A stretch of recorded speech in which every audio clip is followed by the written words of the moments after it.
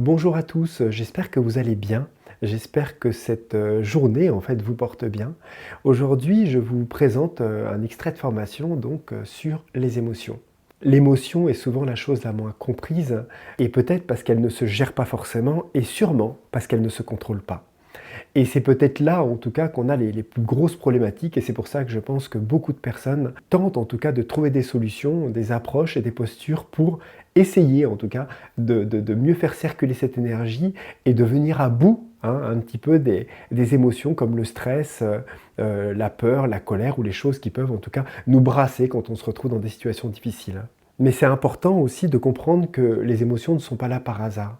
Au-delà d'une opportunité de nous faire sentir en fait ce que l'on vibre en nous, les choses qui ont bloqué, les petites incompréhensions, hein, le petit grain de sable, on va dire, dans la matrice, hein, dans la mécanique, qui nous permet de pointer notre regard sur quelque chose qui ne va pas, un petit peu comme le regard qui tremble, le corps qui tremble, le plexus un petit peu pris, ou une sensation de difficulté ou de malaise. Il y a derrière en fait l'opportunité d'aller voir, d'aller regarder, en tout cas c'est une opportunité d'aller voir et de regarder qu'est-ce qui ne va pas.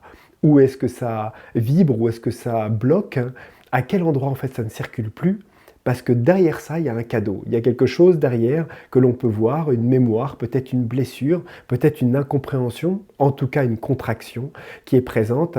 Et les émotions sont toujours en fait un signal d'alarme, un petit signal d'alarme pour nous dire là, c'est peut-être le moment pour toi d'aller voir ce qui se passe. Surtout si c'est récurrent, surtout si ce sont des choses en fait à laquelle on a souvent affaire et qui sont principalement et qui peuvent devenir en tout cas quotidiennes. Mais ce qui peut peut-être le plus nous perturber, c'est la difficulté de contrôle que l'on peut avoir sur les émotions. Parce qu'on imagine en tout cas qu'on peut avoir véritablement une action sur les émotions. Alors qu'on se rend compte en fait très vite fait que si on tente de contrôler, d'empêcher en tout cas les émotions de venir, on finit par se couper avec notre vitalité, notre corps émotionnel, presque notre vie, dans lequel la dictature en fait du mental et de sa force et de sa pression est obligée de devenir active en permanence pour empêcher en tout cas de développer un ressenti. Et aujourd'hui, il y a beaucoup de personnes qui malheureusement, de par des blessures anciennes, des difficultés qu'ils ont eues, ont perdu en fait leur capacité de ressenti dans leur corps parce qu'à un moment il a fallu des gardiens, il a fallu un contrôle en tout cas d'une émotion trop forte qu'ils n'ont pas su gérer et qui les a amenés à bloquer en tout cas la relation entre le mental et l'émotionnel. Donc dans cet extrait de formation, cette vidéo, je vais vous partager quelques clés en tout cas j'espère sur les idées que l'on a sur les émotions et comment est-ce qu'on peut faire, en tout cas, comprendre, en tout cas, quelles sont les postures que l'on pourrait avoir pour mieux faire circuler l'énergie et accueillir un petit peu cette totalité que nous sommes et cette vulnérabilité avec laquelle nous sommes faits. Je vous souhaite un très bon visionnage.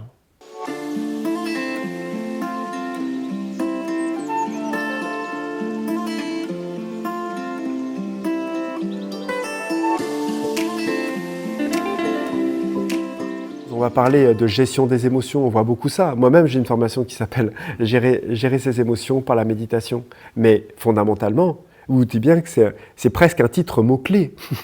Fondamentalement, c'est ce que je vous disais hier, c'est que les émotions, on ne les gère pas. On ne peut pas gérer les émotions. On ne gère pas un enfant. Et comme je vous disais, le corps émotionnel qui va se créer de 0 à 8 ans, qui va se cristalliser dans des structures de caractère, fondamentalement, a un fonctionnement qui est profondément spontané et qui naturellement s'exprime comme un enfant en fait.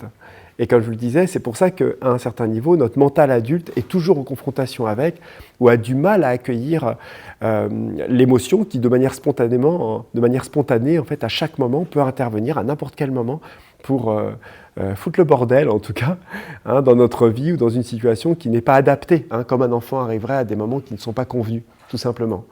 Et c'est pour ça que gérer ses émotions, c'est quelque part un mot qui n'est pas forcément adapté quelque part. On pourrait dire apprendre à se connaître, à connaître nos émotions, canaliser notre perception des émotions. Je ne sais pas comment. Enfin, on pourrait essayer de trouver des mots qui seraient plus adaptés. Mais c'est vrai que gérer ses émotions, ça nécessite qu'on va prendre en main, que c'est nous qui allons maîtriser, qu'on va contrôler, qu'on va les canaliser, qu'on va machin. Alors ok, on canalise par un meilleur ancrage, mais avant tout, c'est un accueil profond, une vastitude qui nous permet et qui permet aux émotions de prendre une place et nous d'avoir suffisamment, de nous être suffisamment accueillis pour que ces émotions puissent s'infuser naturellement, sans dommage en fait dans les corps. Et c'est ça où des fois on a des émotions et on peut comme ça pleurer en fait rapidement et ça passe en fait comme un nuage, vous voyez, dans le ciel.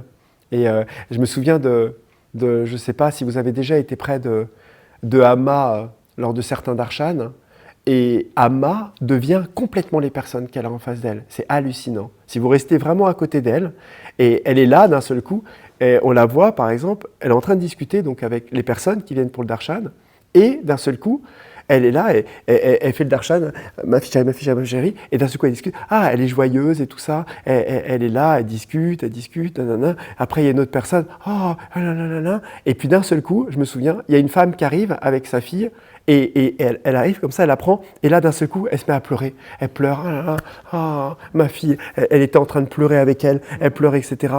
Et à peine cette personne est partie, ah, non, il n'y avait plus rien. Comme le soleil, vous savez, qui arrive derrière les nuages, magnifique. Et elle avait juste plongé complètement avec la personne, de manière d'une empathie humainement extrêmement profonde. Elle avait pleuré avec elle. Et quand la personne est partie, c'était redevenu complètement un soleil à la vibration de la nouvelle rencontre qui se faisait. Il n'y avait aucune trace. Elle n'a même pas regardé l'autre personne derrière, à garder ça, etc. Comme on pourrait faire nous, à se dire tiens, on a une émotion et puis on la garde, on a été un peu triste et puis on va la porter pendant 2-3 jours. Vous voyez, comme un poids en fait qu'on garde tout simplement parce qu'on n'arrive pas à l'évacuer. Parce que la densité qu'a pris l'émotion a amené une gravité dans les corps qui nous amène à le porter et le garder, et qui va, de ce fait, être une nourriture pour un corps de souffrance en fait, qu'on porte en nous, et qu'on a besoin d'alimenter avec ce truc-là, qui va tourner en boucle jusqu'à ce qu'il soit mangé par le corps de souffrance, et qu'on arrive à aller trouver quelque chose qui nous élève un petit peu, vous voyez. Et c'est en ça, c'est vraiment intéressant. Ça, c'est une chose que j'ai souvent remarqué, effectivement, chez les maîtres spirituels, cette capacité, en fait, très rapidement, de passer de pleurs à la colère, etc., et d'une manière extrêmement vite, comme un orage dans le ciel, et de revenir au ciel bleu. Rapidement. Alors que c'est vrai qu'on peut porter comme ça parfois nos émotions extrêmement longuement parce qu'on s'attache aux choses. On est dans le processus d'identification. Et c'est justement là en fait qu'on ne comprend pas forcément la chose. Parce qu'on pense que se désidentifier, c'est de ne pas rentrer dans l'émotion. On imagine une séparativité en fait des phénomènes qui font qu'on les refuse. Donc on est dans une lutte intérieure de garder une distance. Et ça c'est l'ego, c'est encore une construction qu'on va devoir faire pour ça. Alors que la non-séparativité, la désidentification n'est pas forcément une distance et un éloignement en arrière-plan. C'est un accueil profond des choses dans lequel la personne peut s'autoriser, puisque si qu'on ait une seule conscience, une seule présence, et les phénomènes sont de la même nature, c'est-à-dire le contenu est du même nature que le contenant peut s'abandonner à son contenu, il reste le contenant. Vous voyez ? Donc il n'y a pas de problème par rapport à ça. Donc les émotions peuvent très bien traverser sans qu'un processus compulsif d'identification dans lequel le personnage va descendre puisse avoir lieu. Ça veut dire que la personne trouve une liberté dans l'adversité intérieure et non une liberté dans le refus phénoménal des énergies qui sont présentes. Vous voyez, c'est complètement différent. Donc ça implique forcément cette gestion des émotions, d'être capable en tout cas de profondément déjà avoir un ancrage, parce qu'on avait parlé de cette prise de terre qui était importante, apprendre à avoir cette prise de terre, mais aussi d'apprendre à se détendre profondément et de trouver cette vastitude. Et la vastitude, c'est l'accueil, la capacité d'aller de plus en plus vers sa nature véritable, c'est-à-dire quelque part le contenant, l'espace qui englobe, ce qui accueille en fait, la pleine conscience tout simplement. C'est pour ça qu'il y a autant d'aspiration, en tout cas pour les méditants, de toucher à cet espace. Parce que c'est le seul espace qui peut nous amener une paix réelle et une paix permanente. Il n'y a pas d'autre espace en fait qui peut amener ça. Et fondamentalement, si petit à petit on acquiert la possibilité de trouver cet espace et de trouver cette réalisation intérieure, quelle qu'elle soit, quelle qu'en soit l'intensité, parce que vous comprenez bien que c'est infini, mais petit à petit, il y a quelque chose qui trouve un espace de paix de plus en plus profond, de plus en plus serein. Ce qui permet ensuite non de rester dans cet espace-là, mais simplement d'être de plus en plus enclin à avoir les outils, à avoir le choix, à avoir l'énergie nécessaire à capitaliser pour ensuite canaliser ce qui nous traverse, pour ensuite prendre des décisions, pour laisser poser les choses, pour ne pas plonger en fait dans des réactions compulsives que l'on peut regretter par la suite. Vous voyez? Où on va se retrouver comme ça avec un truc qui vient et ça nous prend tellement qu'on a envie de cracher, d'être en colère, etc. Et qu'on voit bien que c'est l'inconscience qui prend le dessus. Et que ce n'est pas un phénomène naturel qui traverse, qu'on va parfaitement gérer, mais que l'on redépose naturellement. Ce n'est pas la même chose. C'est pour ça qu'on peut parfois faire une dissociation ou mal comprendre le fait de vivre ses émotions et de les exprimer et d'être aussi quelqu'un qui dit les choses et qui se laisse traverser spontanément. On confond le côté spontané de la réaction et le côté spontané de la pleine conscience en fait, par laquelle la personne se laisse traverser, consciemment en tout cas par ce qu'il traverse. Parce que ce côté spontané de la pleine conscience amène naturellement une canalisation très subtile, en fait, très intelligente en fait, de ce qu'il traverse. Alors que le côté spontané réactionniste, je ne sais pas si ça se dit, hein, réactionnaire, hein, et réactionnaire, amène quelque part à amener de l'inconscience. C'est toutes les constructions, les blessures, les traumatismes qui peuvent arriver. Et là, on peut faire du mal, en fait, tout simplement. On n'est plus dans quelque chose de spontané, d'intelligent, qui construit, mais on est quelque chose de spontané qui peut détruire et qui peut amener son lot ensuite de regrets et de difficultés, et puis engranger encore plus de colère, encore plus de choses. Et c'est là qu'on peut reconnaître, en fait, à quel point notre spontanéité est consciente ou non consciente, en définitive. C'est pour ça que la gestion des émotions, bien que ce mot soit, effectivement, comme je vous dis, pas forcément approprié, il est extrêmement important parce que c'est ce qui nous permet, comme je vous l'ai dit, le vital, l'émotionnel est ce qui est de plus prégnant dans notre corps. C'est ce qui est le plus proche du physique, le corps vital. Donc, quelque part, la chose la plus difficile pour nous tous, c'est pas forcément la gestion du mental, parce que le mental lui-même est nourri et est à l'image de notre vital et de notre corps émotionnel. Plus notre corps émotionnel est plombé, plus nos pensées nous amènent des pensées négatives. Plus notre vital est éclairé, lumineux et léger, hein, c'est-à-dire notre corps émotionnel est détoxifié et sain, plus nos pensées sont saines.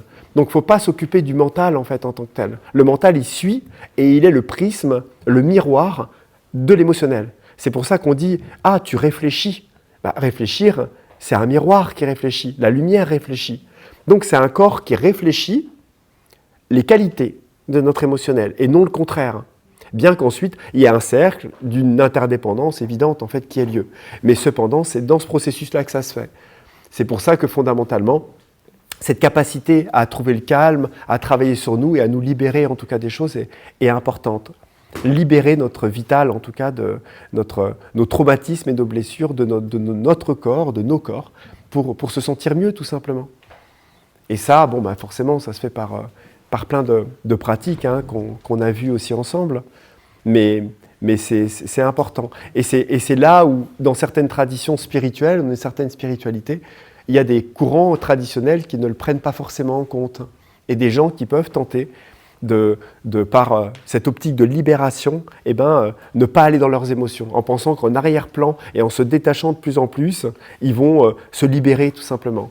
Ce qui amène une sorte d'éveil, de faux éveil quelque part, mental. C'est un décrochement mental, une élasticité mentale dans lequel les personnes construisent un détachement qui n'est pas une libération en fait, mais qui est un autre emprisonnement qui amène une vision très sèche en fait des choses et qui amène de la rigidité, une discipline dure qui emmène un regard détaché mais un regard froid. Et c'est là qu'on peut reconnaître que c'est pas véritablement quelque chose qui est amoureux et qui est à l'image en fait de la présence qui a été touchée. Et c'est pour ça en fait que à chaque fois, je vous dis, il faut voir les choses de manière globale. Il faut travailler sur nos corps de manière globale, aussi bien dans le physique que le vital, que le mental et l'émotionnel, enfin et le spirituel. Hein. C'est apprendre à se nourrir de lumière, faire descendre la lumière, apprendre à avoir une connaissance pour avoir de l'autonomie, du discernement, faire descendre la lumière, travailler sur notre émotionnel pour se détoxifier quelque part, purifier aussi des espaces de nous, et puis ensuite les faire descendre dans le physique et avoir une constitution physique qui nous amène à agir dans la matière pour avoir une spiritualité qui est tout simplement incarnée en fait, hein, ni plus ni moins. La vie quoi. J'espère que cette vidéo vous a plu qu'elle a pu vous donner des clés, peut-être des postures, une meilleure compréhension pour mieux appréhender en tout cas le champ vital et votre champ vital et votre champ émotionnel. Pour tous ceux qui le désirent, il y a une formation qui s'appelle Ancrage et gestion des émotions, dans lequel vous avez le lien, en tout cas je vous laisse le lien de la page. Et n'hésitez pas à aller jeter un petit coup d'œil, voilà, simplement si ça vous intéresse. Je vous souhaite une très belle fin de journée et je vous dis à très bientôt.